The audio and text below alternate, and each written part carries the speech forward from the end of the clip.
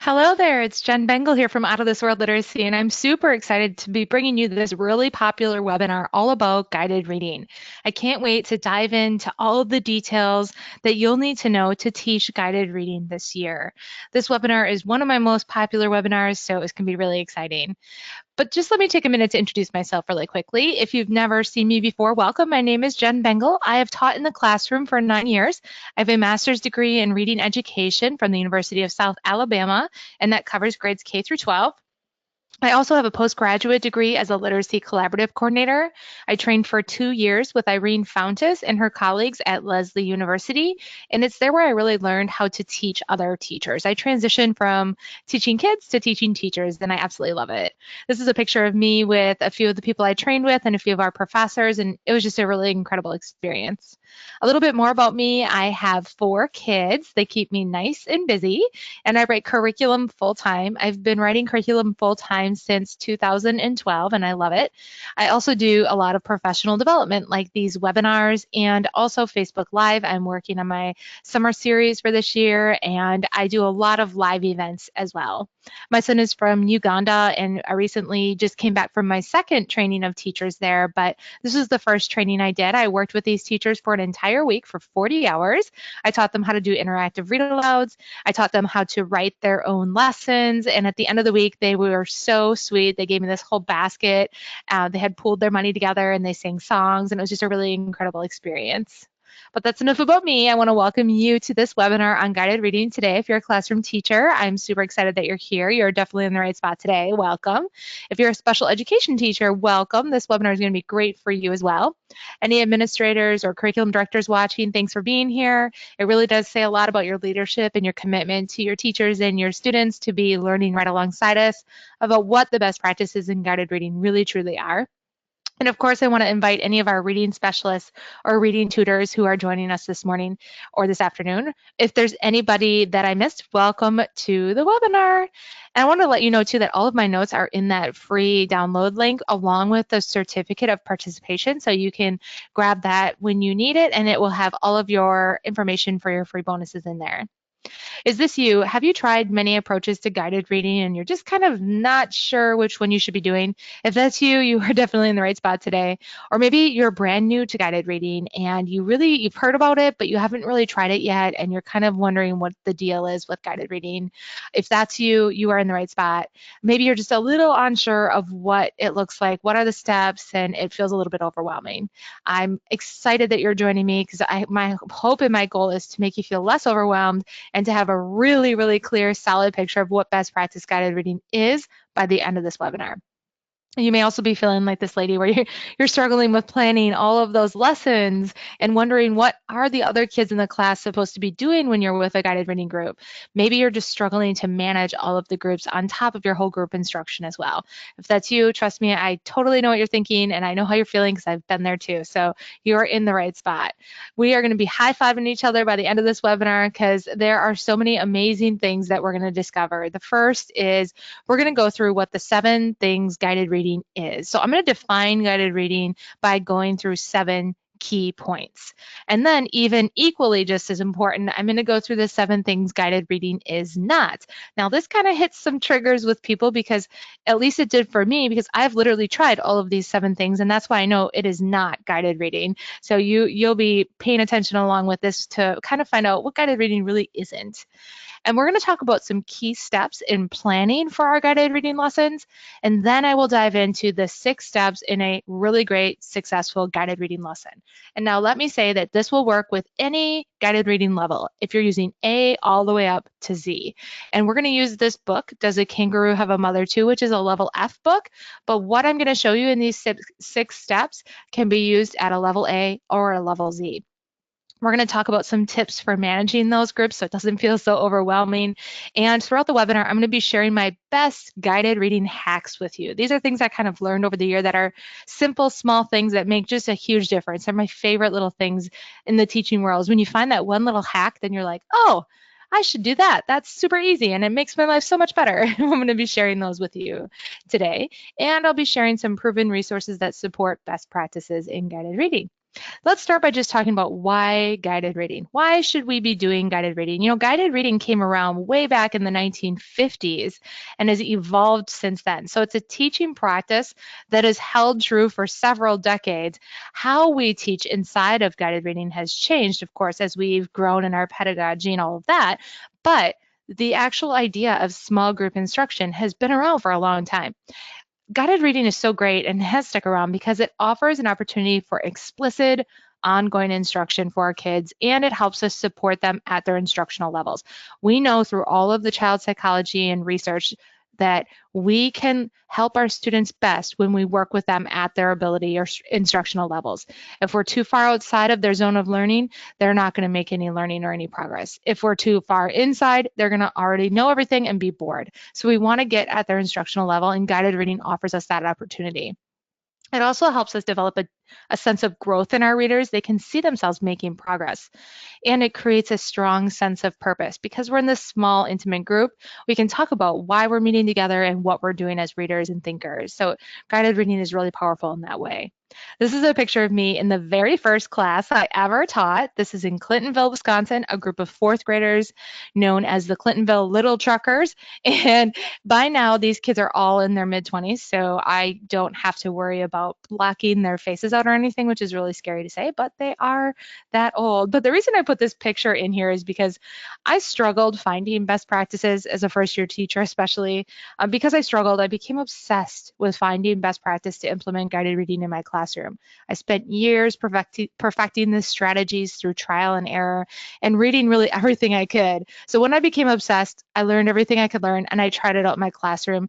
And that's why I really have so much to share with you today. Let's talk about the 7 things that guided reading is. Number 1 is the biggest one. It's about guiding students to develop a network of strategies that all work together to deeply understand meaning in the text that they read. Reading for meaning is our primary goal. Think about it. When we read, why are we reading? We're reading to understand. We're reading to learn new things. We're reading for meaning. Our mind is seeking the meaning of what the words are trying to tell us. And we need this network of strategies inside of our brain to all work together to help us figure out what that meaning actually is. So when we're in guided reading, the term guided or guiding, we're helping them along to develop that network of strategies so that when they go to read on their own, they've got that locked in place and they can read for meaning. Number 2, guided reading is about guiding students to read more productively and more intensely. So as we're there, right there at that little kidney table, we can guide them into more productive reading habits in a really intense, intimate way. That's powerful. It's about teaching students at their point of need, or as Leif Vygotsky would say, their zone of proximal development. Anyone remember their child psychology days? The student's learning zone or instructional level. Guided reading is a small group format that allows for reading interactions. And when I say reading interactions, I don't just mean between the teacher and the student. I mean there's interactions in 3 levels going on. Of course, the teacher and the students are interacting, but the students are also interacting with each other, and the students are interacting with the text. So there's 3 layers of reading interactions going on in a small group guided reading. The teacher engages the students in text discussions, but it's not the teacher's job to tell the students how to think or what all the answers are, because we're, remember, guiding that network of strategies to come through in them so that they can work independently. If we're simply giving them all the answers, then when they go to work independently, they're not going to know how to think for themselves and find that meaning. So the teacher is making teaching points afterwards, and it's fast-paced and productive. We move smoothly to keep the lesson going. I like to say you get in and you get out. We want it to be really productive and really fast-paced and on target. Let's talk about some things that guided reading is not. Now, these are these 7 things. Then you may have done all 7 of these. We'll find out soon. But I know that I have tried them all, and that's how I know that they do not work. Guided reading is not about taking away problem-solving opportunities for our students. I kind of mentioned this in the other section, but really, truly, we want our students to be problem solvers and thinkers when they're reading independently.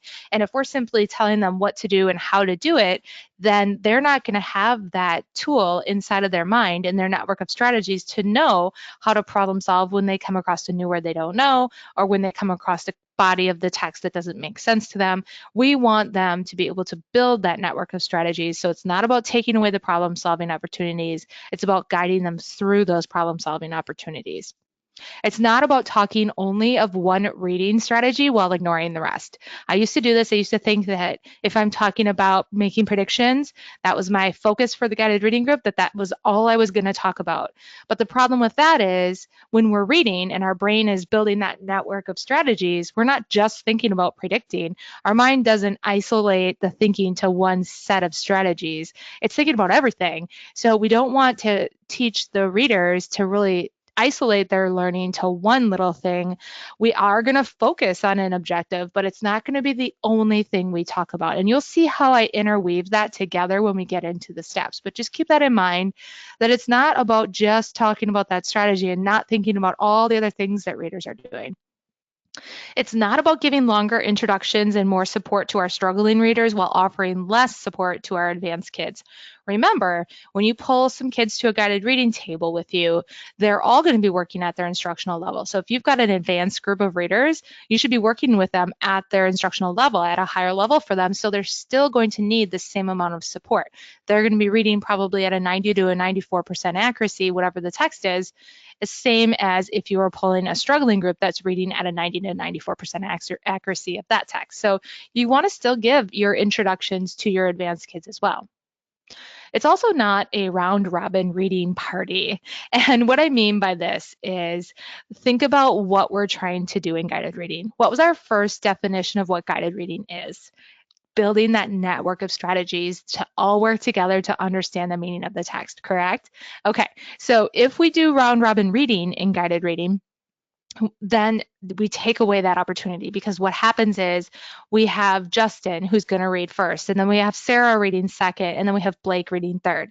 Well, when Justin starts reading, Blake knows he's reading the third paragraph, okay? So Blake is focused on his paragraph. He wants to sound really good in front of his friends. So he's going to practice his paragraph while Blake is reading the beginning, and while Sarah reads the second paragraph, he's making sure he knows all the words, he knows where the sentences end, he knows how to sound good out loud. And guess what Blake is now not doing? He is not paying attention to the text as a whole. He is not focusing on building his network of strategies that all work together to build meaning in the text. He's just making sure he sounds good. And that's why round robin reading really takes away from that core meaning in guided reading. So if that's a mind shift for you, I hope that you take that and you look at that in a different way. The same is true for popcorn reading. I used to do that with my whole group. Maybe we're reading a textbook or a chapter book together, and they would read a section out loud, and then the student would say, popcorn Josh, and then Josh would have to read, and then he'd say, popcorn Nevaeh, and Nevaeh would have to read. And the whole time, all the kids are just, hyper anxious. Who's gonna pick me next? And their minds are just like, oh, I better be ready. And they're not thinking about what we're actually reading. So we're taking away that opportunity for them when we do things like round robin reading and popcorn reading. Guided reading is not a permanent grouping for months and months and months and months. If your students are in the same guided reading group with the same kids in May that they were in August, then there's something interesting about that maybe you should look at. You want to be having your kids move around and try them out in different groups and ability levels. It's also not about following a textbook or a scripted program. I'm a big believer in the idea that the best resource available in any classroom, anywhere, is the teacher. You are the most valuable resource to your students. You know your students way more than a textbook or a scripted program can know your students. You're able to find out how they're feeling, what's going on in their lives. You can give them high fives and hugs and talk to them. You can have teachable moments with them and use what you know about your kids and what you've been trained to do to override sometimes a scripted program or a textbook, because you know what's best for your kids. So remember, follow your teacher guide and make sure that you're doing the best that you can for your kids, because that's what you know, and not following simply a textbook or scripted program. I'll get off that soapbox now. It's not a replacement to whole group guided reading instruction. You're still going to have your whole group instruction. Guided reading is built inside of the reading workshop during that independent time when you'll be pulling small groups. Of course, you can do guided reading any time in the day, but traditionally it's during your independent reading time in a reading workshop. Okay, so let's talk about planning. If you're planning for your guided reading groups, you want to take a little bit of time to plan. I know planning can feel overwhelming, and once you get the hang of asking yourself a few questions, you can do this pretty quickly. If you don't plan for guided reading, it can kind of be a bit of a disaster because I did that. So trust me, I know. The first question I always ask myself when I'm thinking about guided reading is what are the abilities of the readers in the group? And then I'm going to choose a text just outside their independent reading level to work with, whether it's a picture book or it's a short passage like from my intervention program, or if it's a longer chapter book. I want to think about what are their abilities in the group and what would be a good fit for them. What are their interests as well? But this webinar is not about assessing the kids, so you're already going to know their ability level. This is about thinking about planning. So as I ask myself questions, we're going to use our book, Does a Kangaroo Have a Mother Too? And I have to ask myself this right away. Can a text be read in one session? If it can't be, how am I going to break it up? So before you start your group, you have your text that you choose, but you want to think about how much are they going to read in one guided reading session and be able to plan that out.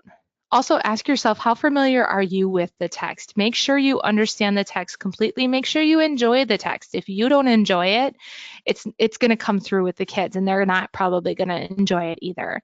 Ask yourself, what are your goals for this lesson? In other words, what is it that you want your kids to be able to do when they leave your guided reading group that they couldn't do when they sat down 20 minutes earlier? So have just one kind of big goal like that. Also ask yourself, is the content appropriate? This is really important for, especially if you're working with advanced readers and they're reading at a 2 or 3 year beyond their grade level. Make sure it's not inappropriate material because that can come back to bite you. I got an email one time from a parent saying, did you know that this book you assigned on page so-and-so had this swear word in it? And I was like, oh no, I did not know that. I'm so sorry. So make sure that you know the content really well and make sure they're going to find it interesting. Of course, you want to make sure that you know your students really well so that the books that you're choosing for them for guided reading have something of interest to them. Can they identify with it? Do the characters relate to their lives and their culture and their lifestyle as well? Will they understand print features? So do they know what subtitles are? Do they know what text boxes are? Are you going to have to explain what that is in an introduction? Another kind of hack I have for you for planning is when you're selecting the text, I like to give my students options. And this is really great, especially if you're going to read longer text with your kids. So what you can do is you can pick 2 or 3 different books and you can do a little mini book talk with them and then ask the group to vote on which one they would prefer to read. And then you just take the majority vote. And if you get a kid who's upset because you picked a different book than they wanted, you can just say, don't worry, we'll read that one next time. But just as long as you're okay with whatever the one they choose from that group of 2 or 3 books, then that gives them some autonomy and helps them feel a little more bought into the guided reading group and makes them a little more motivated and excited to read when they know that they got to actually pick the book for the guided reading group. Okay, so step 1, let's move into the introduction. So what the introduction is it's short. It's 2 to 3 minutes, but it's super important. You can't skip this step because remember, you're working with kids at their instructional level, whether they're advanced, struggling, or on grade level, and they're going to need support. So there's a lot of things that you can do here.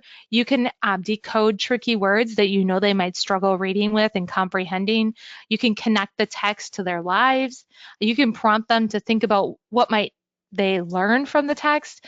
You can reveal the structure of the text, get them excited and wanting to read the text. You can point out important structures of print. You can go over nonfiction features like the table of contents or the glossary. You can examine the cover and glance through the illustrations. So there's a lot of things that you can do in this step, but it can't be scripted. But you can have some talking points. So in my notes, I have that we're going to kind of talk about the main idea today. So I'm going to say this story is about animals and their mothers. We all have mothers and animals do too. And then I know there's a few vocabulary words I think my kids won't know. So I'm going to have them turn to the page of the swan and point to what a swan is and show them the picture and the word. And then kangaroo. So I'll point out the animal names and definitions on the last page and ask them to read the last page too. And we're going to be working on main idea and details. So I'll define for kids that again and point out the text layout, how each page ends with a question, and then print out each animal's name, point out that each animal's name is in color in this example. So those are what I'm going to do in my introduction. If I write this ahead of time, it keeps me super focused and I'm ready to go. If I don't have an introduction and I don't have a plan, I just sit down and go, okay, so we're going to read this chapter today, or we're going to read this book. The lesson is not anywhere near as effective as if I sit and I plan a little introduction out. Another thing that you want to think about is to make the plan for how many pages they're going to read and then display this for the kids. This is I learned the hard way as well. This is one of my little hacks is if I would tell them, okay, read to page 10, and as they're reading silently, they would forget what page they're supposed to read to. They would read the whole thing, or they would stop at page 5, or they'd be asking each other, what page are you supposed to read to? And they would be distracting each other. So I just found a little tabletop like this on Amazon, and I wrote what the pages were they were supposed to read to, and then I told them what to do if they finished early, and it's always read again when you finish early. And I tell them when the students finish reading, I tell them to begin reading that section of text over again until everyone's finished. And I challenge them to think more deeply as they read it again. I say, you know, when you watch a movie, you see things differently the second time and third and fourth. If you read this again, I bet you're going to think deeper about the text because you don't have to worry about finding out what each word means anymore. You already read those. So now you can really dive deeper. So as we're waiting for everyone to finish reading those 10 pages, they can go in and read it again. And then during the introduction, I'm going to give students a specific reading strategy to focus on. And in this example, we have main idea and details, but big warning, warning, warning, warning, alert. Don't overemphasize one strategy so they can't attend to all the other things that are happening as they read. So you're going to mention your objective, but you're not going to make it be the only thing you talk about. Notice I talked about the vocabulary words. I pointed out how the animals' names were in color, and we talked about different things as well. So remember, we're building that whole network of strategies, but we are going to focus on just this one when we get to the end, but we're still talking about everything and how it works together. So I have a table card with my one strategy, and anytime a principal comes in the room or a coach comes in the room, they know exactly what that one strategy, that I can statement is, and I have my standard on the back, and I'm good to go. So that's the introduction. And then step 2, the students are going to be doing something and you're going to be doing something different. So the students are going to be reading independently, silent reading. And I always like to give them a sticky note. This is another one of my hacks. And this helps them anticipate the discussion that's going to come up after we're finished reading. So I tell them to write anything they're thinking on their sticky note. It does not have to be about our objective, main idea and details. It can be about anything. It could be a word they don't understand. It could be a question they want to ask the group. It could be a connection they made to something that happens in the book they're reading. It can be anything they're thinking. If you're working with really young kids, you can have them draw a sketch, or you're working with struggling kids, you can have them make a list of something or just copy their favorite sentence if you want them to do that. Anything they can get on that Post-it note really helps anticipate the conversation that's going to be happening in the group. And it helps me pay attention to what they're focusing on. It gives me a snapshot of what their network of strategies is doing. What are they paying attention to as readers? And even more importantly, what are they not paying attention to? So I really like doing a sticky note. And as they're reading then, remember, they're working at their instructional level, and I gave them an introduction. I debugged any vocabulary words. I helped them understand the context of the text. So they should be able to read this, whether they're reading at a level D level or they're reading at a level T level. They should be able to read this with the appropriate ability in my guided reading group to themselves. And the teacher, of course, is always going to be doing multifaceted things. We're making moment by moment decisions here. We're going to be potentially reteaching and doing some refocusing. We'll sample the kids reading, asking them to read orally. We might push in and listen to them read out loud in a whisper voice. Maybe we might not spend the same amount of time with each student. We might not get to every student, and that's okay. We could shift them away from any unproductive reading habits here, but we want to keep the interaction brief and to the point because we don't want to spend too long to interrupt their comprehension. So we're going to have little mini conversations. This isn't the time to have a whole mini lesson with one student. We might note what needs to be retaught and then cover that at the end of the lesson or in a conference, but not during this time. We're going to ask them if they have any questions, if they're not understanding something. We may even leave the table and interact with other readers in a reading conference or check in on a literature circle quickly or a partner reading group. We're going to judge whether the text was too easy or too hard and make a note of that as well. And of course, you could be doing a running record during this time, so there's lots of different things that could be going on there. Now, if you're doing a reading conference, I love doing reading conferences. They are great because they are perfect for helping me quickly check in with my students on what they're reading independently, help them set goals, measure progress, and hold them accountable. If you've ever had that kid who's reading the same chapter book in December that they were reading in August, or they're constantly abandoning books and really never finishing anything, this is a great strategy. You can do reading conferencing while your kids are reading silently and guided reading. You can do conferences during a separate independent reading time in the day or silent reading time in the day as well. I love this little half sheet because it helps me really stay focused on what I'm going to do in my guided reading or in my reading conference time. It only takes a couple of minutes. I'll come over and I'll say, what are you reading? Why did you choose this book? Is it hard, easy, or just right? How do you know? Tell me about it so far. And then I just ask them to read for 1 minute wherever they are in the book. And I'll write down one strength and one struggle they have. And I'll say, tell me what you just read. Let's discuss your strength and what you need to work on. And we'll discuss that. And we'll say, how long will it take you to finish the book? And they'll say usually, well, I don't know, especially if they're a struggling reader or they're one who likes to abandon books. And I'll say, well, how many books can, or how many pages can you read in a day? And they'll say, maybe 5. I can read like 5 in a day. And so I'll say to them, okay, well, let's do some math. Let's figure out how many days it will take you to finish this book if you read 5 pages a day. And then we'll go in and we will do the math and figure out what day we'll finish. And I'll put that date on this reading conference form at the top. And then they know I'm going to come check in on them on that day. And then when I say, what do you plan on reading next? That helps them anticipate what they're going to be doing next after that book that they finish reading. This is one of my favorite hacks in the webinar. This is the best chair ever. It's a little mechanics chair. You can get one on Amazon for not too expensive. But I was pushing into a 5th grade classroom when I was doing some training, and the teacher had this in her room, and I was like, why do you have a mechanics chair in your classroom? And she said, well, just watch. And she put all of her supplies on the little lip on the bottom, and then she used this during her whole group mini lesson, and she got really nice and low on the carpet. It was amazing. And then she wheeled it over to her guided reading table, and then after that, she went and did some conferencing, and the kids could barely hear her moving around. They didn't have to be interrupted. She kept working with them, and it was a really cool little tool. So I thought, this is awesome. So get yourself a little Craftsman mechanics chair. It's the best thing ever. Step 3, after we're finished reading silently, the kids are going to be talking about the text. And this is a key aspect to the guided reading framework. One of the big ideas here is don't interrupt your students' thinking and learning by asking specific questions. And this is something that Irene Fountas said to me, and I looked at her, I was like, what do you mean? I think that asking kids questions helps them think. And she said, no, think about it.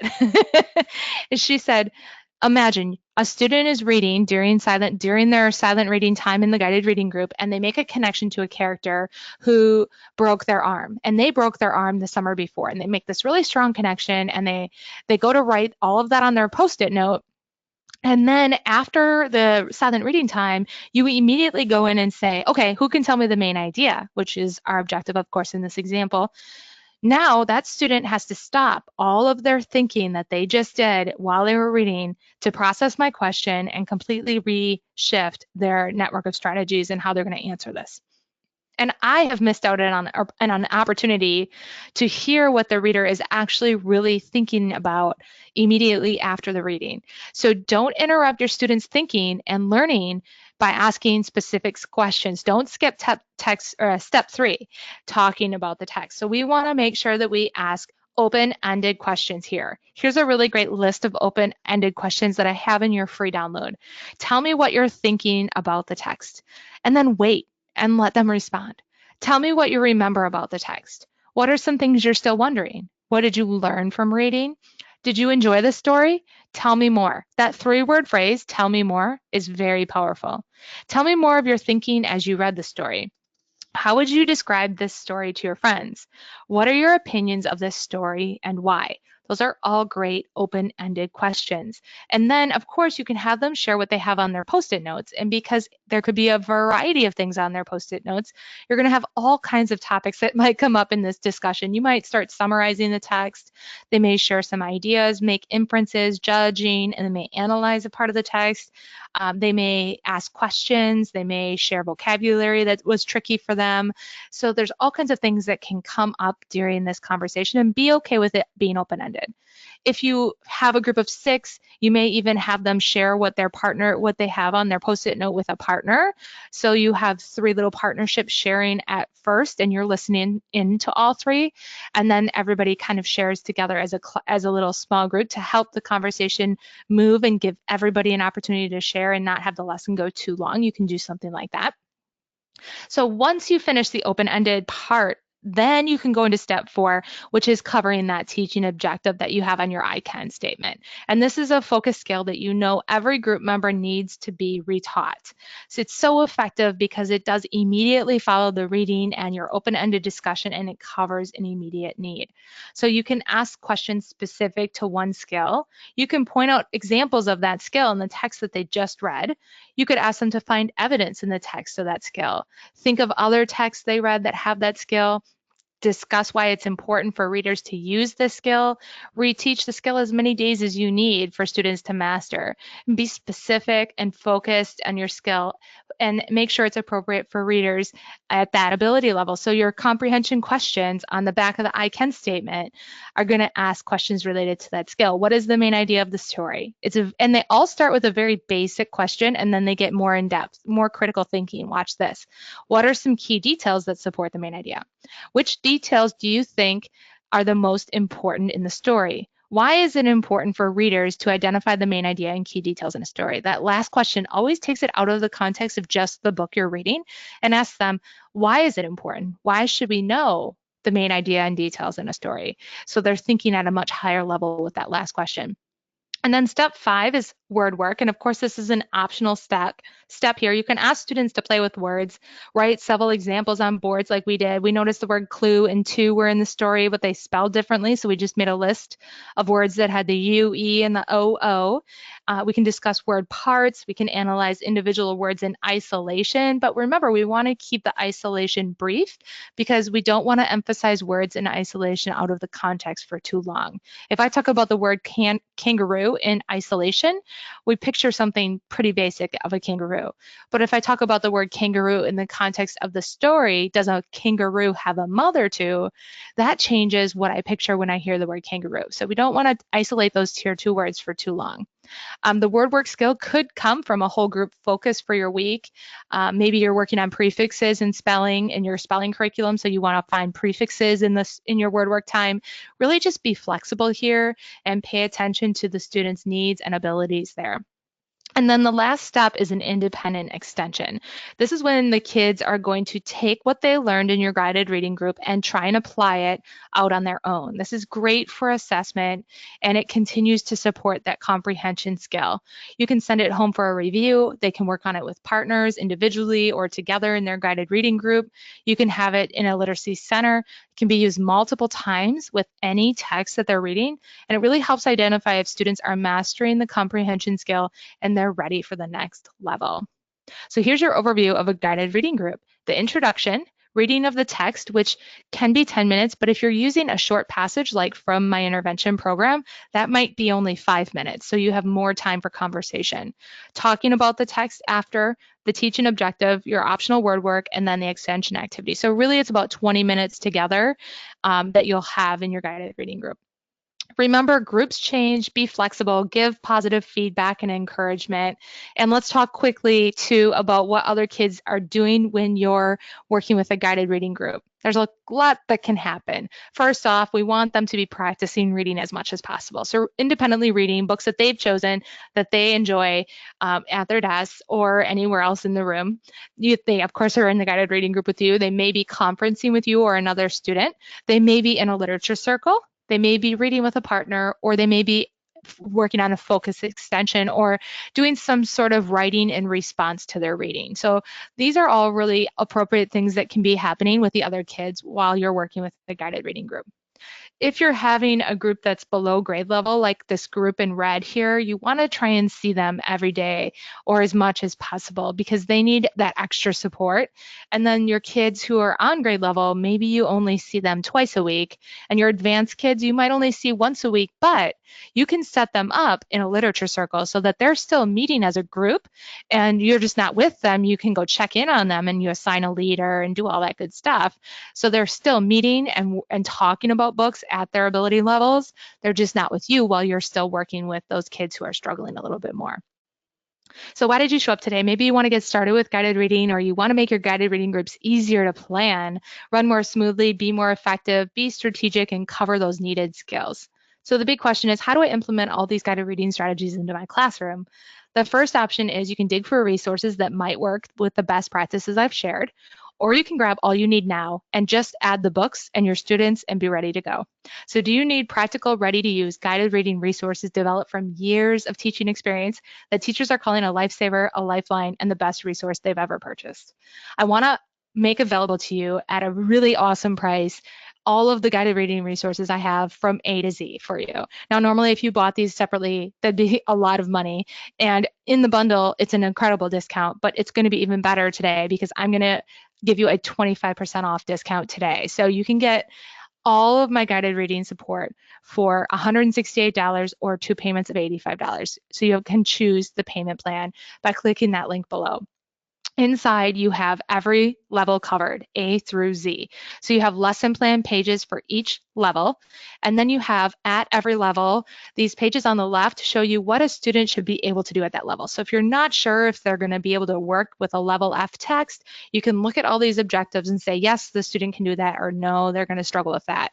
There's several pages in every level like that. And then there are fiction objectives, nonfiction, and word work objectives for every level, about 40 per level. So you have about 40 lessons per level. You also have a graphic organizer for every one of the lessons. So this is your step 6 independent extension. They can use any book. They can use the book that you used in guided reading. They can use a book they're reading independently to show that they can master that skill. So you see the I can statement on the top. You're going to ask them to do this so that they can show they can master that skill. The table cards are included for every single one of those lessons. So roughly 40 in every level. You have the I can statement, and it comes in this color and just a black and white plain version too. And then you have the questions on the back for you as the teacher. You can show these in a variety of different ways. I just cut these in half and used magnets. And then what to read to, we have the I can statement, what to read to, and on the back was my questions. You can also use these clear table stands to show the I can statement cards, or just fold them in half as well. And for organization, I'm going to show you a couple of ideas. You can use these covers and tabs here to put your binders together by level, and then just have blank lesson plan pages in the front of them.